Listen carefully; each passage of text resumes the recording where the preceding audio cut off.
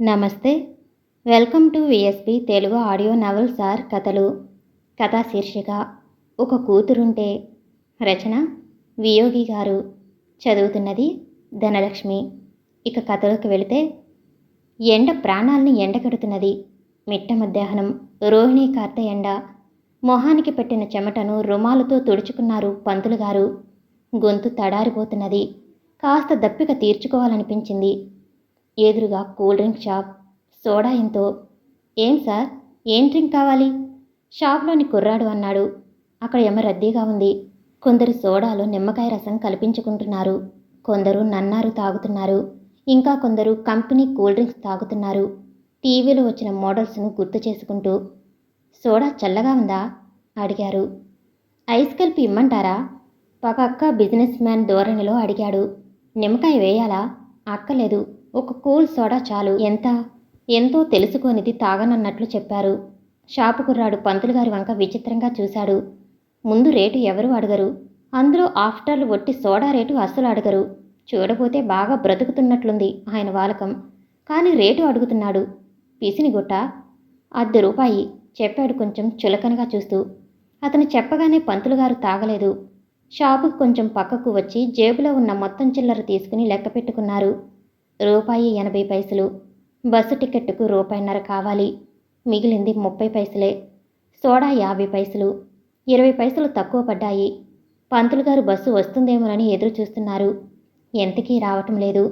ఆయన దృష్టి మటుకు కూల్ డ్రింక్ షాపు మీద నుండి మరలటం లేదు. ఎంతోమంది వస్తున్నారు, తాగుతున్నారు, వెళుతున్నారు. ఆయన దాహం మటుకు క్షణానికి ఎక్కువవుతున్నది. కాసేపటికి దప్పికతో చచ్చిపోతానేమోనన్నంత భయం పట్టుకుంది పంతులుగారికి. ఆయన మెదడు చురుగ్గా పనిచేసింది. దప్పిక తీర్చుకుని తన స్టేజీలో దిగకుండా ముందు స్టేజీలో దిగితే సరి, పైసలు మిగులుతాయి. అక్కడి నుంచి నడిచిపోవచ్చు. ఒక ఐస్ సోడా, బాగా కూల్గా ఉండాలి. దర్పంగా ఆర్డర్ ఇచ్చాడు. షాప్ కుర్రాడు పంతులుగారిని పట్టించుకోలేదు. గిరాకీతో బిజీగా ఉన్నాడు. విననట్టు ఉండిపోయాడు నిర్లక్ష్యంగా. పంతులుగారు రెట్టించారు. ఇస్తాను, చూస్తున్నారుగా ఎంత బిజీగా ఉన్నానో. గొంతులో కొంచెం హేళన కనిపించింది. పంతులుగారికి రోషం వచ్చి 50 పైసలు తీసి అక్కడున్న బల్ల మీద పెట్టారు. షాపు కుర్రాడు ఓ కూల్ సోడా తీసి కొట్టి ఇచ్చాడు వెంటనే. పంతులుగారు ఆత్రంగా అందుకుని ఓ గుక్క తాగారు. అమృతం. చల్లటి తుంగభద్ర నీరు. తుంగ, పీన, గంగా, స్నాన. తాగటానికి తుంగభద్ర నది నీరే నీరు, స్నానమాడటానికి గంగా నది నీరే నీరు. సామెత నిజమైంది. అయిపోతుందని కొంచెం సిప్ చేశారు. చివరి బొట్టు పీల్చి అప్పుడే అయిపోయిందా అన్న అసంతృప్తితో సీసా అక్కడ పెట్టారు. రైమని బస్సు వచ్చి ఆగింది. హడావిడి పడుతూ వచ్చి బస్సు ఎక్కారు. కండక్టర్ టికెట్ కొట్టడానికి వస్తే స్టేజీ చెప్పారు. అదేంటి, మీరు స్టేట్ బ్యాంక్ దగ్గర దిగాలి కదా, ముందే దిగుతారా అనుమానంగా అడిగాడు కండక్టర్. పంతులుగారు అప్పుడప్పుడు ఆ ప్రాంతానికి రావటం, ఆ సమయంలో ఆ బస్సు ఎక్కడం చాలాసార్లు గమనించాడు కండక్టర్. నిజమే, కానీ నాకు కొంచెం పనుంది, అందుకే ముందు స్టేజీలో దిగుతున్నాను. అబద్ధం చెప్పాల్సి వచ్చినందుకు చింతిస్తూ చెప్పారు. కండక్టర్ ముందుకెళ్ళిపోయాడు. కానీ పంతులుగారి ఆలోచనలు వెనక్కి వెళ్ళాయి. నిజానికి స్టేట్ బ్యాంక్ స్టేజీలో దిగినా తను ఇంకో 1/2 కిలోమీటర్ల పైనే నడవాలి. ఇల్లు చేరుకోవాలంటే ఇప్పుడు ఇంకో 1/2 కిలోమీటరు ఎక్కువైంది. అందరూ తనని చూసి ఈర్ష్యపడుతూ ఉంటారు. జీవితంలో చీకు చింత లేదంటారు. పంతులుగారిలా కాలు మీద కాలేసుకుని కూర్చోవాలంటారు. తను అనుభవిస్తున్న వైభవం తనకీ తెలుసు. మీ స్టేజీ వచ్చింది, కండక్టర్ హెచ్చరించాడు. పంతులుగారు ఈ లోకంలోకి వచ్చి బస్సు దిగారు. ఎండ పగబట్టినట్టు చుర్రుమంటున్నది. వడగాల్పు మొహాన్ని ఈడ్చికొడుతున్నది. వెచ్చని గాలి ఈ చెవిలో దూరి ఆ చెవిలోంచి వస్తున్నట్లుంది. పంతులుగారు గొడుగు తెరిచారు. అది కూడా ముసల్ది అయిపోయింది తనలాగే. వెట్టి చాకిరీ చేయించాడు దాని చేత. అయినా పాపం ఇంకా మాట వింటూనే ఉంది. ఒక్క నిట్టూర్పు విడిచి కాలు కదిలించారు. ఈ వయసులో ఎందుకు నడుస్తారండి, హాయిగా ₹2 పడేసి రిక్షాలు పోవచ్చుగా అని చాలామంది సలహా ఇస్తూ ఉంటారు. పోవచ్చు, రిక్షాలో 2 కాకపోతే 4 ఇచ్చైనా పోవచ్చు. కానీ నా ఒళ్ళు నాకు వంగాలిగా. ఒక్కసారి రిక్షాకు అలవాటైతే నడక తప్పిపోతుంది. అది తప్పిందా మోకాళ్ళ నొప్పులు, అరికాళ్ళ నొప్పులు, పాదాల వాపు వగైరా జబ్బులన్నీ ఒక్కసారి దండెత్తుతాయి. అసలు అమెరికాలో ఫ్యాషన్ కారు అమ్మేసి కాలినడకన నడవటం తెలుసా? నా ఆరోగ్యానికి విజయ రహస్యం ఇది అని గొప్పగా ఉపన్యాసం ఇస్తారు. కానీ అసలు కారణం, ఎప్పుడూ జేబులో కాస్తంత ఎక్కువ డబ్బులుండవు. ఏ పని మీద బయటికి వచ్చారో ఆ పనికి సరిపోయేటంత బొటాబొటీ డబ్బు మటుకు తీసుకొచ్చుకుంటారు. అందుకే కేవలం 2 రూపాయలు రిక్షావాడికి ఇవ్వలేక ఆయన రిక్షా ఎక్కలేకపోతున్నారు. ఈ దారుణ సత్యం ఇతరులకు తెలియదు. ఆయన భార్యకు తెలిసినా ఏమీ చేయలేని పరిస్థితి. పెద్దవాడు గుర్తొచ్చాడు. సూర్యం కలకత్తాలో ఓ పెద్ద ఆఫీసర్గా పనిచేస్తున్నాడు. కంపెనీ కారులో తిరుగుతూ ఉంటాడు. కాలు కింద పెట్టడం మర్చిపోతున్నాడు. సూర్యం పిల్లలు చందు, బిందు కూడా అలానే తయారవుతున్నారు. ప్రతి చిన్న పనికి కారు కావాలంటారు. చంద్రం రెండవ కొడుకు బొంబాయిలో మేనేజర్గా పనిచేస్తున్నాడు. మారుతి కారు ఈ మధ్య కొన్నాడు. అంతకుముందు హోండాలో తిరుగుతూ ఉండేవాడు. కోడలి పిల్ల దివ్య కొనమని తెగ పోరిందట. లోన్ తీసుకుని కొనేశాడు. బొంబాయి వస్తే కారులో తిప్పుతానని రాశాడు. మూడవ వాడు అజయ్. డబ్బు విచ్చలవిడిగా ఖర్చు పెడుతుంటాడు. హైదరాబాద్లో ఓ ప్రైవేట్ కంపెనీలో స్టేనోగా ఉన్నాడు. ఈ మధ్య ఎప్పుడో దాహం వేస్తే వరుసగా 6 కూల్ డ్రింక్స్ ఒక్కొక్కటి 6 రూపాయల చొప్పున తాగాడట. అయినా దాహం తీరకపోతే ఐస్ క్రీం పార్లర్లో 25 రూపాయల ఐస్ క్రీం తినేశాడట. డబ్బు విలువ తెలియదు వాడికి. భార్గవ 4వ వాడు. తిరుపతిలో లెక్చరర్. మంచి జీతం కాకుండా ట్యూటోరియల్స్, ట్యూషన్ల ద్వారా వేలు సంపాదిస్తున్నాడని వినికిడి. రాజేంద్ర 5వ వాడు. కడపలో కాంట్రాక్టర్. క్షణం తీరిక లేకుండా తిరుగుతూ ఉంటాడు. ఆలోచనలతో ఇల్లు చేరిన పంతులు గారి రాక కోసం వారి శ్రీమతి అరుంధతి ఎదురు చూస్తున్నారు. అవ్వా, ఇంత ఎండ మండిపోతుంటేను ఇప్పటి వరకు ఏం రాజకార్యాలు వెలకబెడుతున్నారు? రిటైర్ అయి 5 ఏళ్లైనా బిజీ మటుకు తగ్గలేదు. క్షణం తీరిక లేదు, దమ్మిడి ఆదాయం లేదు. తన ధోరణిలో చెప్పుకుపోయారు ఆమెగారు. ఇంటికొచ్చి మటుకు ఏం రాజకార్యాలు చేయాలి? విసుగ్గా అడిగాడు పంతులు గారు. కొంపలో ఒంటరిగా నేను ఎలా ఉండాలండి? బిక్కుబిక్కుమంటూ ఒంటరి పక్షిలా ఎదురు చూస్తూ క్షణమొక యుగంలా గడపాలా? మగ మహారాజులు మీకేం, కాలం గడిచిపోతుంది. నాకు గడవద్దు. తన బాధ వెళ్ళబోసుకుంది ఆవిడగారు. అవును, మనవళ్లతో ఆడుకునే వయసు. ఏది ఒక్కడూ లేడుగా. ఉండటానికి 8 మంది మనవలు, మనవరాళ్ళు ఉన్నారు. ఒక్కరు వచ్చి 10 రోజులు కూడా ఉండరు. నెట్టొచ్చారు. అది సరేనండి. అవధానిగాడి పెళ్ళట. రమ్మనమని మీ చెల్లెలు రాసింది. ఎప్పుడు, ఎక్కడ? సంతోషంగా అడిగారు. గుంటూరులో 4 రోజుల్లోనే మనల్ని ఓ వారం ముందుగా రమ్మని వ్రాసిన ఉత్తరం 2 వారాలు ఆలస్యంగా వచ్చింది. పరాయి సంబంధం. అమ్మాయి బ్యాంకు క్లర్క్ అట. ఎప్పుడు వెళదామండి? అరుంధతి గారు అడిగారు ఆశగా. చూద్దాం. నిర్లిప్తంగా ఓ మాట మాట్లాడి లోనికి వెళ్లారు కాళ్ళు కడుక్కోవటానికి. భోజనాలు అయ్యి విశ్రాంతి తీసుకుంటున్న వేళ మళ్ళీ పెళ్లి కబుర్లు దొర్లాయి వాళ్ల మధ్య. ఏమండి, రేపు వారం వర్జ్యం తిథి అన్నీ బాగానే ఉన్నాయి. మనం రేపు బయలుదేరితే సరిపోతుంది. ఓ వారం రోజులుండి రావచ్చు. పైగా మన వాళ్ళను చూసినట్టు ఉంటుంది. అరుంధతి చెప్పారు. నిజమే, బాగానే ఉంటుంది. కానీ నాంచారు పంతులు గారు. మీకు తీరిక లేకపోవటం నాకు తెలుసు. అవధాని పెళ్ళి. వాడు ఎప్పుడూ చెబుతూనే ఉండేవాడు. మనం అందరికంటే ముందొచ్చి అన్ని పనులు చక్కపెట్టి అందరికంటే ఆకన్న వెళ్ళాలని. పిచ్చి వెధవ ఎదురు చూస్తూ ఉంటాడు. ఇంతకీ కానుకలు ఏం తీసుకెళదామండి? ఉత్సాహంగా అడిగారు. పంతులు గారు నిర్వేదంగా చూశారు. అరు, ఈ పెళ్ళికి పోకపోతే ఏం? వద్దంటారా? మీకు నోరెలా వచ్చింది? ఈ పెళ్లి పేరుతోనన్నా ఓ వారం రోజులు ఒంటరి జీవితానికి స్వస్తి చెబుదామనుకున్నాను. ఇది కూడా పడనీరా మీరు? కోపంగా అడిగారు. నిజమే, నాకు రావాలనే ఉంది. కానీ మా ఆర్థిక మంత్రి ఊళ్ళో లేడోయ్, చమత్కారంగా అన్నారు. డబ్బుదేముంది విధవది. ఎవరెవరు? మళ్ళీ పెళ్లి చూడగలమా? ఇంకెంతకాలం ఉంటామో? తేలిగ్గా అనేశారు అరుంధతి గారు. పంతులు గారి గుండెల్లో గుణపంలా తగిలింది ఆ మాట. పోయే లోపల బంధువులందరినీ మరొక్కమారు చూసుకోవచ్చు. ఇప్పటికే తన తరం వికెట్లు కొన్ని పడిపోయాయి. ఛార్జీలు ఎక్కువే. ఓపిక సన్నగిల్లింది. దూరాభారం పోలేరు, రాలేరు. ఏదో శుభకార్యాలకు అందరూ కలవాల్సిందే. అదే పనిగా రావటం పోవటం చాతకాని రోజులు. 500 కనీసం కావాలి. భారంగా చెప్పారు పంతులు గారు. 500 గండి, ఎవరిని అడిగినా ఇస్తారు. తేలిగ్గా శ్రీమతి చెప్పేసేయటం పంతులు గారికి కోపం తెప్పించింది. ఇస్తారు, ఎవరని కాదు. దేహి అంటే ఎవరైనా ఇస్తారు. కానీ ఇచ్చిన దగ్గర నుంచి ఎప్పుడు తీరుస్తారు అని వెంటపడతారు. నా పెన్షన్ డబ్బులతో ఇల్లు గడవటమే కష్టంగా ఉంది. ఇంకా ఎప్పుడు బాకీ తీరుస్తాం? ఆలోచించు గంభీరంగా అన్నారు. అదేంటండి, మనకెవరూ లేనట్టు మాట్లాడతారు? మీరు 5గురు రత్నాల తండ్రి అని మర్చిపోవద్దు, గుర్తు చేశారు అరుంధతి గారు. రత్నాలు. నా నెలసరి ఆదాయం 50,000. కానీ 5 రూపాయలు కూడా లేక ఎప్పుడు నడిచిపోతుంటాను. రిక్షా కూడా ఎక్కలేను వ్యంగ్యంగా అన్నారు. మీరు అడిగితే ఎప్పుడు పంపరండి? ఎవరు పంపరు? ఓ కార్డు రాయండి. "హ్మ్, అడిగి తెప్పించుకోవాలా? వాళ్ళు అడిగారని నేను పెంచానా? వాళ్ళు అడిగారని నేను చదువు చెప్పించానా? వాళ్ళు అడిగారని నేను ఉద్యోగాలు వేయించానా? వాళ్ళు అడిగారని నేను వాళ్ళ పెళ్ళిళ్ళు చేశానా? వాళ్ళు అడిగారనా నేను రాత్రింబగళ్ళు ట్యూషన్ చెప్పి వాళ్ళకు ఏ లోటు రాకుండా చూసింది? చెప్పు అరు. వాళ్ళకి తెలీదు నా ఆదాయం ఎంతో, ఈ కలికాలంలో మనం ఎలా బ్రతకాలో వాళ్ళు ఆలోచించక్కర్లేదు." ఆయాసం రావటంతో ఆగారు. కళ్ళు మూసుకుని పడుకున్నారు. అరుంధతి గారికి గతం గుర్తుకొచ్చింది.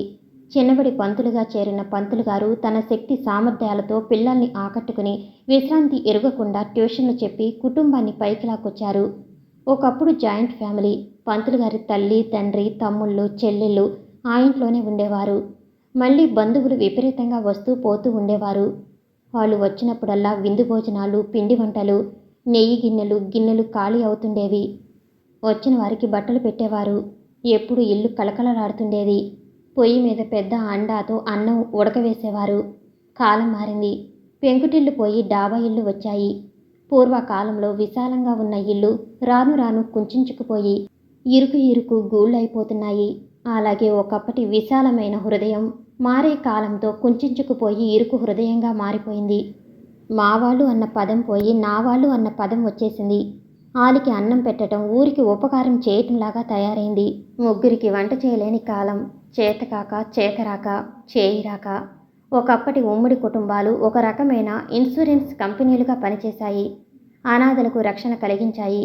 కుటుంబంలో ఒకళ్ళిద్దరూ అసమర్థులైన కొంతమంది సభ్యులకు విధి వక్రించిన కుటుంబ పెద్ద వాళ్ళని ఆదుకునేవాడు సంతోషంగా. అందరూ కలిసిమెలిసి ఉంటూ తలా ఒక పని చేసుకుంటూ పోయేవారు. దానివలన పని మనుషుల సమస్య ఉండేది కాదు. దుబారా ఉండేది కాదు. ఒంటరితనం ఉండేది కాదు. పెద్దల ముందు గౌరవాభిమానాలుండేవి. పెద్దల వ్యవహార దక్షత లభించేది. ఎవరు చెడిపోయినా వారిని దండించి సక్రమ మార్గంలో పెట్టడానికి వీలయ్యేది. ఒక విశాల దృక్పథం ఏర్పడేది. అందరూ మనవాళ్లే అన్న ఒక సంకల్పం కలిగేది. కానీ నేడు పెళ్లి కాగానే నేను నా మొగుడు అంతే లోకం. అత్త ఎవరో, మామ ఎవరో, మరిది ఎవరో, ఆడపడుచు ఎవరో అందరూ ఎక్స్ట్రా. పనికిరానోళ్ళు, దోచుకు తినేవాళ్ళు, తమ సుఖాలకు అడ్డుపడేవాళ్ళు, గడ్డిపోచకు దీటుకాని వాళ్ళు. అలాగే జరిగింది. తన కోడళ్ల విషయంలో ఎవరూ కలవలేదు. క్రమంగా కొడుకుల్ని కూడా దూరం చేశారు. తల్లిదండ్రుల మీద ఉండే మమకారాన్ని, అనుబంధాన్ని కూడా మాయమాటలు చెప్పి త్రుంచేశారు. ఎప్పుడో చుట్టపు చూపుగా రావటం, ముళ్ల మీద ఉన్నట్టు ఉండి వెళ్ళిపోవటం మామూలైంది. బాధ్యతలని విస్మరించిన పక్షులు రెక్కలొచ్చి వెళ్ళిపోయాయి. ఏంటి ఆలోచిస్తున్నావు? పంతులుగారి ప్రశ్నకు ఈ లోకంలోకి వచ్చారు అరుంధతి గారు. నిజమేనండి. ఒక్కసారి సూర్యం తనకు తెలియకుండా ఓ 1000 పంపాడని వాడి పెళ్ళాం వాడిని చాలా కాలం కాల్చుకుతుంది. ఇక్కడికి వచ్చినప్పుడల్లా ఇంకా సాధిస్తూనే ఉంటుంది. అడ్డాల నాడు బిడ్డలు కానీ గడ్డాల నాడు కాదు. కళ్ళు నీళ్ళొత్తుకున్నారు. బిడ్డలనైతే కనగలం కానీ వాళ్లతో పాటు వాళ్ల బాధ్యతల్ని కనలేం కదా. వేదాంత ధోరణిలో అన్నారు పంతులు గారు. ఏమండి, అవధానిగాడి పెళ్లికి వెళ్ళకపోతే బాగుండదండి. లోకానికి మన సమస్యలేం తెలుస్తాయండి. అందరి దృష్టిలో మనం అదృష్టవంతులం, మహారాజులం. మనకి బోల్డ్ గర్వం, డబ్బుందని. వెళ్ళక తప్పదండి జాలిగా అన్నారు. సరే, డబ్బు కోసం ప్రయత్నిస్తాను. తప్పుతుందా మరి? మన వెధవలు కూడా కొందరు అక్కడికి తగలడవచ్చు. వాళ్ళని చూసినట్లవుతుంది అక్కసుగా కోపంగా చెప్పారు. మీ దగ్గర లేకపోతే దొరక్కపోతే ఈ ఉంగరం తాకట్టు పెట్టేయండి. ఇది మన పెళ్ళైన కొత్తలో మీరు చేయించిన ఏకైక నగ. వేలు నుంచి బంగారుపు ఉంగరాన్ని బయటికి తీస్తూ అన్నారు ఆమె. ఉంగరంతో పాటు కన్నీళ్లు బయటకొచ్చాయి. అవి జాలి జాలిగా ఉంగరం మీద పడ్డాయి. అరు, అక్కర్లేదు, ప్రయత్నిస్తాను. అడగాల్సిన వాళ్ళందరినీ అడుగుతాను. నెలాఖరు రోజులు లేకపోతే ఇంత సమస్య అయ్యేది కాదు, దృఢ నిశ్చయంతో చెప్పారు పంతులు గారు. ఆ సాయంత్రం పంతులు గారు పట్టువదలని విక్రమార్కుడిలా చాలామందిని కలిశారు. అభిమానం చంపుకుని అప్పు కోసం అర్రులు చాచారు. మీకేమండి అని చాలామంది లౌక్యులు తప్పించుకున్నారు. కొందరు లేదని మొహమాటం లేకుండా చెప్పేశారు. ఇంకొందరు ఫస్ట్కిచ్చేటట్లయితే ఇస్తానన్నారు. ఆఖరి ప్రయత్నంగా రామయ్య గారింటికి వచ్చారు. ఏమై పంతులు, కులాసానా? దారి తప్పి వచ్చావు? రామయ్య పంతులు గారి కొలీగు, అందుకే చనువు. ఏం లేదు, ఓ 500 అర్జెంటుగా కావాలి చెప్పారు ఆదుర్దాన్ని అణుచుకుంటూ. బాగుంది, షావుకార్లు అంతా మగపిల్లకాయలే. ఎవరికి 7000 తక్కువ లేదు జీతం. ఆడపిల్ల తండ్రిని నన్నడిగితే నేనెక్కడివ్వను? మందహాసం చేస్తూ రామయ్య చెప్పారు. బాబు, పరిహాసాలకు సమయం కాదు. ఉంటే ఇవ్వు. నీ దగ్గర ఉంటుందని నాకు తెలుసు. కావాలంటే వడ్డీ తీసుకో సీరియస్గా అన్నారు. పంతులు, అయితే నీ దగ్గర నన్ను వడ్డీ తీసుకోమంటావు? ఆ మాట ఇంకోడంటే 4 తన్నేవాణ్ణి. రిటైర్ అయ్యేదాకా ఒకే స్కూల్లో ఏడ్చాం. అందుకే ఏమీ అనలేదు. అందుకే బాబు, తొందరగా ఇస్తే నేను వీలంత తొందరగా ఇస్తాను. నాకు తెలీదు. పరాయి సొమ్మును పాపంతో సమానంగా చూసేవాడివి. ఇస్తాను. నిన్ననే అమ్మాయి పంపింది. పండక్కి బట్టలు కొనుక్కో. ఈ వయసులో ఏం కొనుక్కుంటాంలే అని నీకిస్తాను రామయ్య గారు చెప్పారు 500 ఇస్తూ. అవదాని పెళ్లి కళ్యాణ మండపంలో జరిగింది. రంగరంగ వైభవంగా జరిగిందన్నారు. బ్రహ్మాండమైన మండపం, పూల డెకరేషన్, మంగళ వాయిద్యాలు, వంటవాళ్ళు, ఓ భలే సందడి. కానీ పంతులు గారికి పూట పెళ్లిలానే కనిపించింది. ఒక్కపూటే విందు భోజనం జరిగింది. అంతకు ముందు రాత్రి మరీ ఆత్మీయులకి భోజనాలు పెట్టారు. పెళ్ళైన మధ్యాహ్నమే బంధుమిత్రులు చాలామంది వెళ్ళిపోయారు. ఆ ఒక్కపూట భోజనంలో కూడా కనీసం 2 కూరలు, 2 పచ్చళ్ళు కనబడలేదు. 2 స్వీట్లు వేసినా వాటి సైజు చాలా కుంచుకుపోయింది. మిక్చర్ శాంపుల్కి వేశారు. మళ్ళీ ఎవరూ అడగలేదు. అసలు వడ్డన రెండవసారి జరగలేదు. అన్నం శాంపుల్కి వేసినట్టు వేశారు. ఎవరూ అడిగి వేయలేదు. చాలా పదార్థాలు మిగిలిపోయాయి. అన్ని చెత్త కుందీపాలు. కనీసం వచ్చిన అతిథుల్ని ఆప్యాయంగా పలకరిస్తూ కొసరి వడ్డించకపోయినా పుష్కలంగా ఒక్కసారన్నా వడ్డిస్తే ఇంత వేస్ట్ అయ్యేవి కావు. అందరూ తృప్తి పడేవాళ్ళు. మనసులు చిన్నవైపోవటంతో వడ్డించే చెయ్యి కూడా చిన్నదైపోయింది. అంతా ఫ్యాషన్. తింటే తిన్నారు, చస్తే చచ్చారు. ఇంకా మాట్లాడితే బఫే మీల్సు, నిలబడి తినండి, అంతే మీ కర్మ. పంతులు గారికి పాత పెళ్ళిళ్ళు గుర్తుకొచ్చాయి. ఆకాశమంత పందిరి వేసి, భూదేవంత అరుగు వేసి, వారం రోజులు వీధంతా హోరెత్తిపోయేది. ఊళ్ళోని కుక్కలన్నీ అక్కడ చెత్తకుండీ దగ్గరే కాట్లాడుకుంటూ ఉండేవి. పెళ్లికి ఎంతోమంది బంధువులతో పాటు అజయ్, భార్గవులు కూడా వచ్చారు. చెప్పుల్లో కాళ్ళు పెట్టుకు వచ్చారు. ఎంత ఉండమన్నా ఒక్కరోజు కూడా ఉండలేదు. అజయ్ పెళ్లిలో భారీగా ఖర్చు పెట్టాడు. కానుకలని, ఫోటోలని. కనీసం 1,000 పైన ఖర్చు పెట్టి ఉంటాడు. భార్గవ్ కూడా బాగానే ఖర్చు చేశాడు. కానుకలు తీసుకురావటానికి, పెళ్లి కోసం కొత్త బట్టలు కొనుక్కోవటానికి వగైరా. ఒక్కరన్నా తామిద్దరినీ వచ్చి ఓ నెల రోజులు ఉండమంటారేమోనని ఎదురుచూశారు పంతులు గారు. ఆ మాటే రాలేదు. కర్నూలు ఎప్పుడు వెళతారు అని అడిగారు అంతే. భార్గవ్ నోరు తెరవకముందే కోడలు గాయత్రి అతన్ని హడావిడిగా లాక్కుపోయింది. ఎక్కడ అత్తమామల్ని రమ్మంటాడోనని. అజయ్ డైరెక్ట్గానే చెప్పాడు, నా ఇల్లు చాలా చిన్నది. మీ మడి ఆచారాలు నీటికి ఇబ్బంది అని. కోడలతో మీరు అడ్జస్ట్ కాలేరు అని చెప్పాడు. పెళ్లి జరిగి 4 రోజులు గడిచిపోయాయి. ఎంత మోడ్రన్ పెళ్లి అయినా, ఎంత రన్ చేసినా కొంత కాలక్షేపం జరిగింది. బంధుమిత్రుల్ని కలుసుకోవటం, పండుటాకులను పలకరించటం, లేని సభ్యుల కోసం బాధపడటం వగైరాలతో. పంతులు గారికి తను చేసిన బాకీ గుర్తుకొచ్చేది. కొడుకులు గాని, కోడళ్ళు గాని డబ్బులిస్తారని చూశారు. కానీ ఎవరికి వారికి సరిపోయినంత డబ్బులున్నట్టు లేవు. కనీసం అవదాని బట్టలు పెట్టకుండా క్యాష్ ఉంచుకోమని ఇస్తాడేమోనని ఎదురుచూశారు. ఆశ నిరాశైంది. ఖరీదైన బట్టలు పెట్టాడు అవదాని. దంపతులిద్దరూ వచ్చి కాళ్లకు నమస్కరించారు. ఒరే అవదాని, పెళ్లి చేసుకోవటంలో తప్పులేదు. నీదంటూ ఒక సంసారం ఏర్పరచుకోవటంలో తప్పులేదు.